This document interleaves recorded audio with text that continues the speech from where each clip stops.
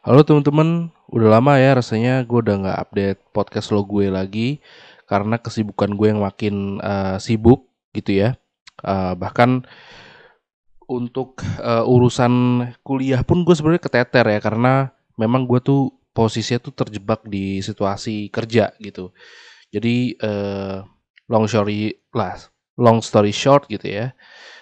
Gue tuh terjebak di apa namanya situasi kerja tuh gimana maksudnya, ya gue itu, terjebak di pekerjaan gitu karena gara-garanya tuh gue kan, sempat menjadi volunteer gitu ya di apa namanya, beberapa project gitu ya di salah satu apa namanya ya, NGO lah bisa dibilang ya. Dan akhirnya gue, mungkin dipandang kompeten gitu ya, akhirnya ditariklah ke suatu pekerjaan yang lebih serius, yang pasti di suatu, eee, bukan perusahaan sih gitu ya, tapi detailnya gue nggak bisa kasih tahu, cuman yang jelas kayak mirip-mirip suatu lembaga tapi bukan lembaga juga ya, apa lembaga juga ya? Ya pokoknya itulah yang, lebih serius dan pastinya gue diberikan, gaji gitu ya, diberikan upah gitu, sehingga gua sangat-sangat, memiliki tanggung jawab yang besar lah ibarat kata gitu. Karena gua udah dibayar, sebelumnya gua volunteer-volunteer aja, dibayar syukur, gak dibayar nggak apa-apa gitu kan. Tapi yang ini dibayar per bulan kayak orang kerja biasa dan masuknya ke apa namanya, karir ya, udah karir. Akhirnya gua terjebak di situ gitu loh. Sehingga, terpaksa kayak skripsi gua harus postpone ke tahun depan gitu. Nah, ngomongin soal skripsi nih gitu ya. Gue merasa, generasi sekarang nih yang sekarang lagi skripsian nih, apalagi ditambah, karena Covid, masih Covid kan masih pandemi. Jadi, beberapa dari kita pastinya yang skripsi sekarang yang apa namanya, selesai sekarang itu mengalami yang namanya kayak skripsian online gitu loh, kayak misalnya lu sidangnya online gitu. Kayak lu, kayak jelasinnya gitu online gitu kan. Yang di mana, eee, somehow itu membuat, suatu budaya baru gitu loh. Kayak budaya di mana bisnis karena perlu sorry, kok bisnis sih, sorry. Gue masih kebayang-bayang sama pekerjaannya. Eee, apa namanya, lulus karena peluang gitu loh. Wisuda karena peluang, bukan wisuda karena ingin wisuda, gitu loh. Loh, bedanya apa Bang? Wisuda karena peluang kan juga karena ingin wisuda. Bedanya bukan ingin sih, lebih tepatnya mungkin siap ya gitu. Siap wisuda. Bedanya gini teman-teman, kalau misalnya wisuda karena, apa namanya, siap wisuda, itu ya lu peluangnya seperti apapun, lu jabanin gitu loh. Lu, pressure-nya se se se se seberat apapun, itu lu pasti kayak usahain karena itu lu siap gitu loh dan lu pasti achieve apa yang lu udah seharusnya achieve gitu loh. Yaitu misalnya ya lulus gitu loh. Tapi kalau misalnya sekarang ini budayanya tuh beda. Wisuda karena peluang. Nah, eee, jujur kalau gue pribadi, gue jadinya males untuk wisuda deket-deket ini juga karena pastilah itu ya gak mau munafik juga wisuda karena peluang gitu loh. Karena jadinya ya dari pihak penguji juga kan akhirnya ya udah gitu loh karena ini whole different different thing gitu loh, kayak beda banget sama wisuda biasa kan pasti kayak ya lu tau lah gitu loh kayak lulus biasa tuh perjuangannya kayak gimana kan gitu loh. Kita nggak bisa pungkiri juga lah gitu kan. Kita nggak bisa karena Covid gini, ya udahlah wajarin aja. Iya wajarin cuman tetap nggak sama gitu. Kita nggak bisa samakan gitu loh. Pressure segala macem. Tapi yang jelas yang mengancam itu sebenarnya bukan masalah cara wisudanya, tapi karena budaya baru ini gitu loh, mindset baru ini gitu loh. Ini tuh akan bermasalah ke depannya kalau menurut gue. Jujur, gue jadi kalau misalnya gue jadi salah satu CEO atau founder suatu perusahaan dan gue lihat calon pegawai gitu. Mungkin gue lihat dari datanya si HR itu, logit dong data lu gitu loh, siapa aja yang apply, siapa aja yang mau kerja di sini. Terus gue lihat, wah lulusan tahun COVID ini kan, masih COVID ini yang masih online, semuanya by online, bla bla bla, and so on so on. Gue pasti kayak mikir 2 kali gitu, dan gue pasti lihat track recordnya dia gitu, karena kalau misalnya dia tidak punya pengalaman gitu ya, otomatis mungkin gue akan ya gak mau hire gitu. Cuman kalau misalnya dia punya pengalaman, ya itu bisa dipertimbangkan kan.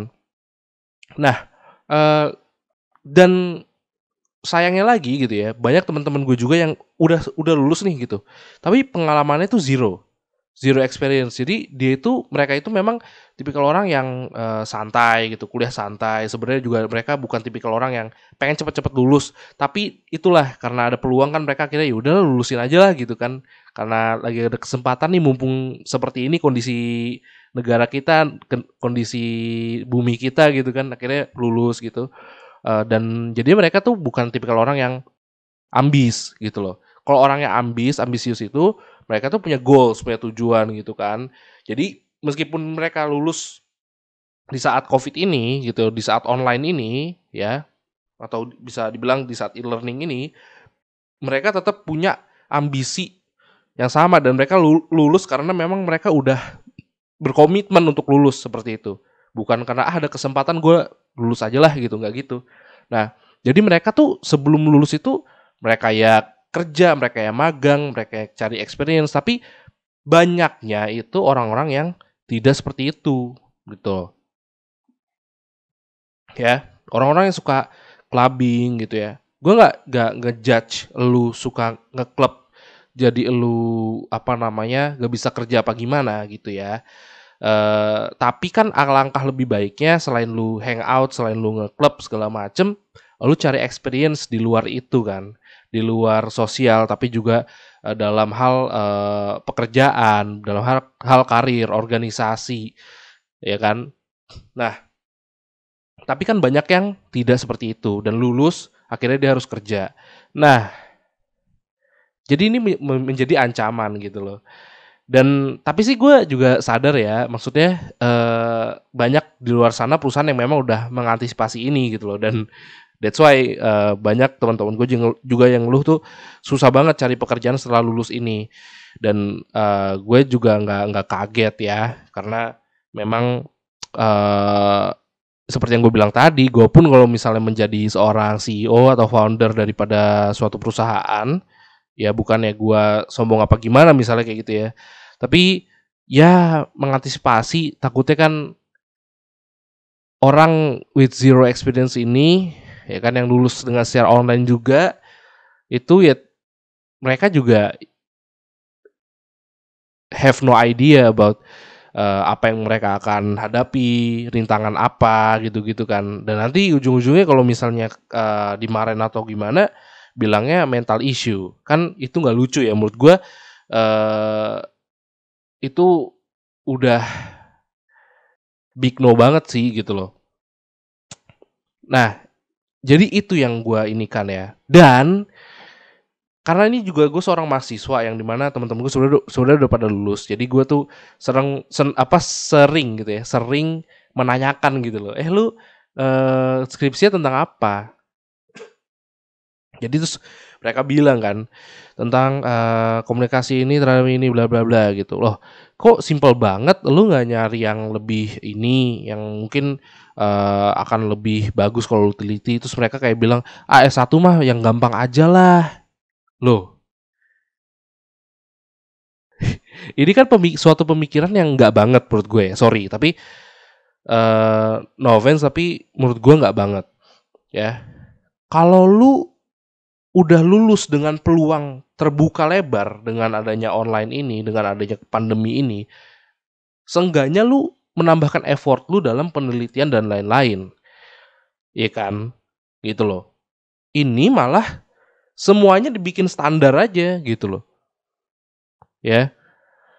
Jadi kayak lu tuh emang bener-bener nyari peluang banget gitu loh. Lu lulus tuh karena peluang gitu loh, bukan karena lu emang siap lulus yang tadi gue bilang gitu. Bahkan penelitian lu aja tuh penelitian yang mendasar banget gitu loh.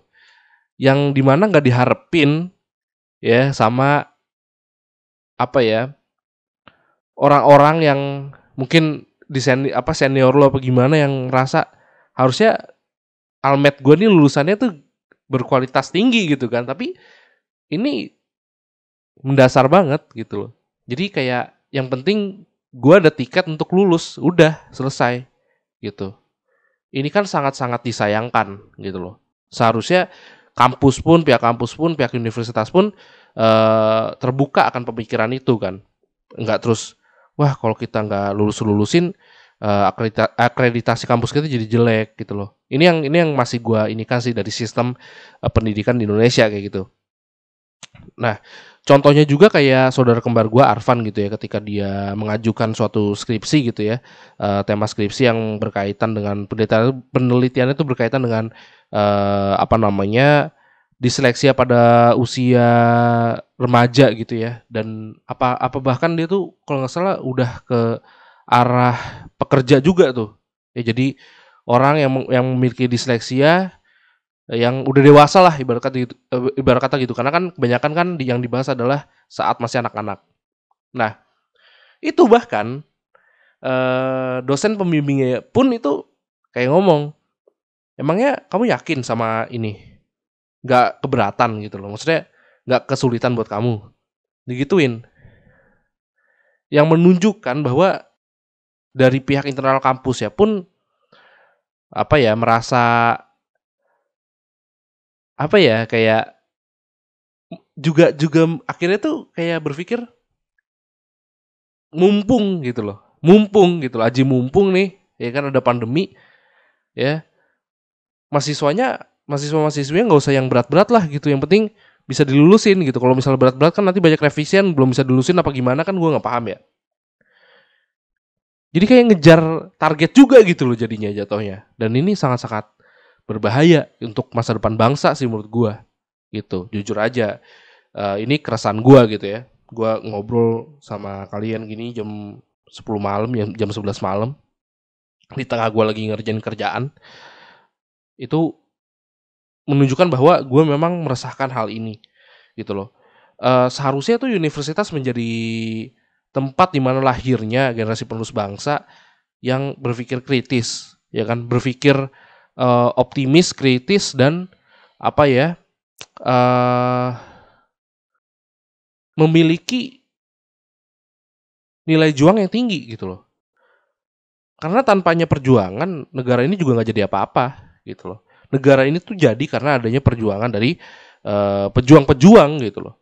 Nah kalau kita nggak mau fight, kita maunya standar-standar saja, just let it flow, ya kan, mau jadi apa ke depannya bangsa ini? Ya bukannya mendoakan, tapi bisa jadi tidak jadi apa-apa.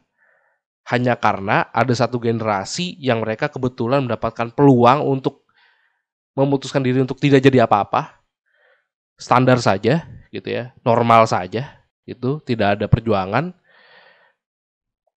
kuliah selesai beres gitu.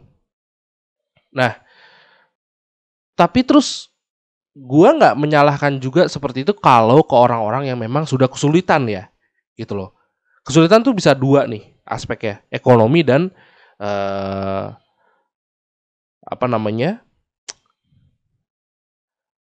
ya dari memiliki kesulitan belajar lah gitu, akademis gitu loh. Kalau itu gue nggak komplain, karena ya mau gimana gitu. Mungkin ini adalah salah satu jalan gitu kan.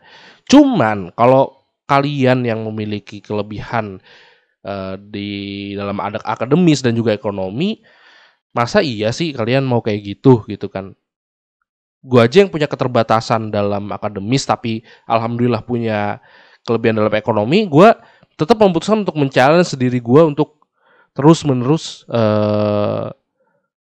ya menantang diri sendiri gitu untuk bisa menciptakan suatu karya gitu kan.